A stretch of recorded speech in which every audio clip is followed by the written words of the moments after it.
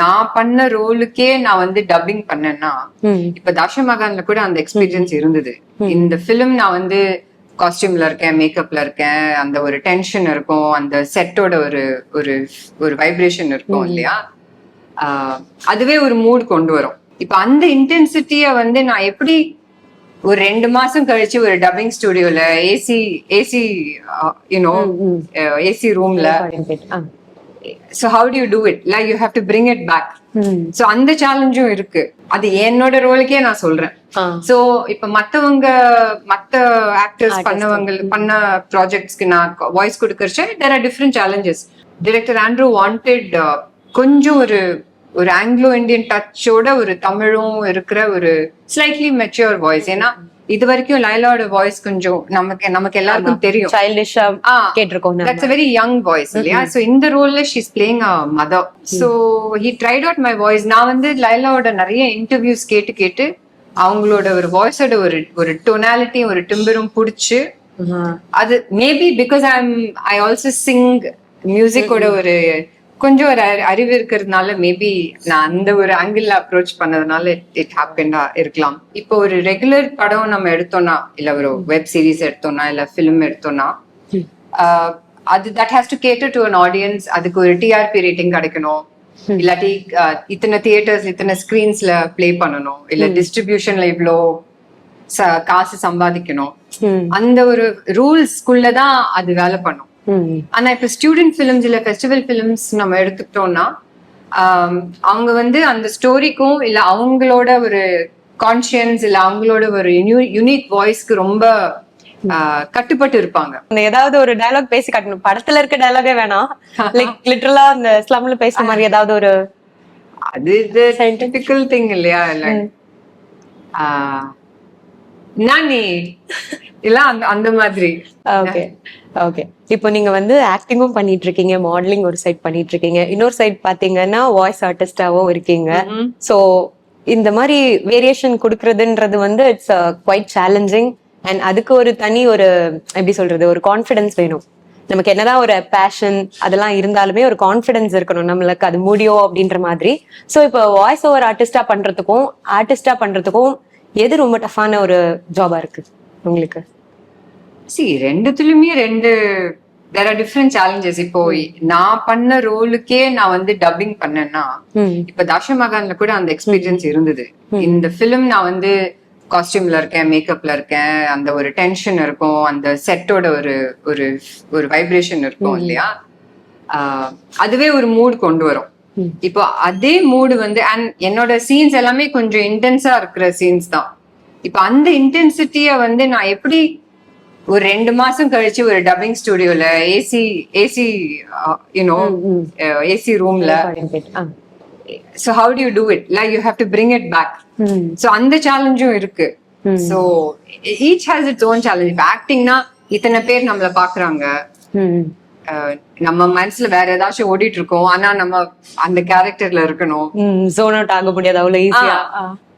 ஆனா அதே மாதிரி ஃபார் எக்ஸாம்பிள் தசமகான்லயே நான் ஃபர்ஸ்ட் டே டப்பிங் போறச்ச எனக்கு அந்த ஃபுல் மூட் எனக்கு வரல. எனக்கு I was very upset with myself. டைரக்டர்னு சொன்னாங்க, சரி கொஞ்சம் பிரேக் எடுத்துட்டு ஒரு 2-3 நாள் கழிச்சு ட்ரை பண்ணலாம் திரும்பி அப்படின்னு சொல்லிட்டு, தென் திரும்பி நான் வந்து தென் ஐ குட் டு இட். அது என்னோட ரோலுக்கே நான் சொல்றேன். சோ இப்ப மத்த ஆக்டர்ஸ் பண்ண ப்ராஜெக்ட்ஸ்க்கு நான் வாய்ஸ் கொடுக்கறச்சே there are different challenges. For example actress Laila இருக்காங்க, வதந்தி மூவில பண்ணி வதந்தின்னு சொல்லி ஒரு வெப் சீரிஸ் இருக்காங்க, directed by mister Andrew. So அதுல வந்து டைரக்டர் ஆண்ட்ரூ வாண்டட் கொஞ்சம் ஒரு ஆங்கிலோ இந்தியன் டச்சோட ஒரு தமிழும் இருக்கிற ஒரு ஸ்லைட்லி மெச்சூர் வாய்ஸ். ஏன்னா இது வரைக்கும் லைலாவோட வாய்ஸ் கொஞ்சம் நமக்கு எல்லாருக்கும் தெரியும், சைல்டிஷா கேட்டிருக்கோம், that's a very young voice இல்லையா. சோ இந்த ரோல்ல she is playing a mother. கொஞ்சம் ஒரு மெச்சூரிட்டி இருக்கணும். So he tried out my voice. நான் வந்து லைலாவோட நிறைய இன்டர்வியூஸ் கேட்டு அவங்களோட ஒரு வாய்ஸோட ஒரு டோனாலிட்டி ஒரு டிம்பரும் பிடிச்சு, அது maybe because I also sing மியூசிக்கோட ஒரு கொஞ்சம் ஒரு அறிவு இருக்கிறதுனால மேபி நான் அந்த ஒரு ஆங்கிள் அப்ரோச் பண்ணதுனால இட் ஹேப்பன்டா இருக்கலாம். பிகாஸ் நிறைய பேர் வதந்தி பார்த்ததுக்கு அப்புறம் லைலா பேசின மாதிரி தானே இருக்கு, it's doesn't seem like any other voice அப்படின்ட்டு நிறைய பேர் சொல்லியிருக்காங்க. ஓகே, சோ இப்ப நீங்க சொன்னதேதான், லைக் வேற ஒரு ஆர்டிஸ்ட்க்கு பண்ணும்போது இப்ப லைலா மேம்க்கு நீங்க அவங்களோட இன்டர்வியூஸ்லாம் நிறைய கேட்டேன் அப்படின்னு சொல்றீங்க. இப்போ வந்து இப்ப ஏதாவது ஒரு நியூ ஆர்டிஸ்டுக்கு வாய்ஸ் ஓவர் கொடுக்கணும் அப்படின்னா அதுக்கு நீங்க எப்படி வந்து எஃபர்ட்ஸ் போடுவீங்க? லைக் உங்களோட ஓன் வாய்ஸ் சேவா இல்ல அதுலயுமே மாடுலேஷன்ஸ் எல்லாம் ஆட் பண்ணுவீங்களா? இல்ல இல்ல, கண்டிப்பா மாடுலேஷன் போட்டுதான் ஆகணும். பிளஸ் என்னோட வாய்ஸ் வந்து என்னோட ஃபேஸ்க்கும் இப்போ நீங்க சொன்ன மாதிரி ஹமாம்க்கும் ரொம்ப அந்த ஒரு கேட்டா இல்ல என் ஃபேஸ் பார்த்தா ஹமாம் ஞாபகம் வரும், இல்ல வாய்ஸ் கேட்டா அந்த ஞாபகம் வரும். சோ அதுல இருந்து கொஞ்சம் விலகி வந்தாதானே அந்த ஒரு டிஃபரன்ஸ் கொண்டு வர முடியும். ஓகே, சோ அது மட்டும் இல்லாம நீங்க நிறைய வந்து இந்த பிலிம் ஃபெஸ்டிவல் ப்ராஜெக்ட்ஸ் எல்லாமே நிறைய பண்ணிட்டு இருக்கீங்க. சோ எனக்கு என்னன்னா இப்போ வந்து மூவிஸ் பண்றாங்க அப்படின்னா ஃபுல்லா அதுலதான் வந்து ஆர்டிஸ்ட் ஃபோக்கஸ் பண்ணுவாங்க. ரைட். ரொம்ப ரேர்லி தான் வந்து இந்த பிலிம் ஃபெஸ்டிவல்ஸ், இந்த ஷார்ட் பிலிம், ஸ்டூடெண்ட்ஸ் ப்ராஜெக்ட்ஸ் இதெல்லாம் வந்து நீங்க நிறைய விஷயங்கள் பண்ணிட்டு இருக்கீங்க. சோ எப்படி எல்லாத்தையுமே நீங்க வந்து ஷெட்யூல் பண்றீங்க, எல்லாத்தையுமே வந்து கரெக்டா ப்ராப்பரா உங்களால மேனேஜ் பண்ண முடியுது? How you are managing it? இல்ல, ஷெட்யூலிங் இஸ் அது ஸ்டூடெண்ட் ஃபிலிம்ஸா இருக்கட்டும், ஃபெஸ்டிவல் ஃபிலிம்ஸா இருக்கட்டும், இல்லாட்டி கமர்ஷியல் ப்ராஜெக்ட்ஸா இருக்கட்டும், ஷெட்யூலிங் இஸ் ஷெட்யூலிங். அதுல பெரிய காம்ப்ளிகேஷன் இல்ல. ஆனா நான் ஏன் அது பண்றேன்னா பிகாஸ் இப்ப students that to the young boys and girls who are want to be டிரெக்டர்ஸ்ல, they have very interesting voices and interesting stories to tell. அவங்க perspectives on filmmaking இல்ல perspectives on the art form or on different stories are very slightly different. அது மட்டும் இல்லாம இப்போ ஒரு regular படம் நம்ம எடுத்தோம்னா, இல்ல ஒரு வெப் சீரிஸ் எடுத்தோம்னா, இல்ல ஃபிலிம் எடுத்தோம்னா, அது that has to cater to an audience. அதுக்கு ஒரு TRP ரேட்டிங் கிடைக்கணும், இல்லாட்டி இத்தனை தியேட்டர்ஸ் இத்தனை ஸ்கிரீன்ஸ்ல பிளே பண்ணணும், இல்ல டிஸ்ட்ரிபியூஷன்ல இவ்வளோ காசு சம்பாதிக்கணும். அந்த ஒரு ரூல்ஸ்குள்ளதான் அது வேலை பண்ணும்.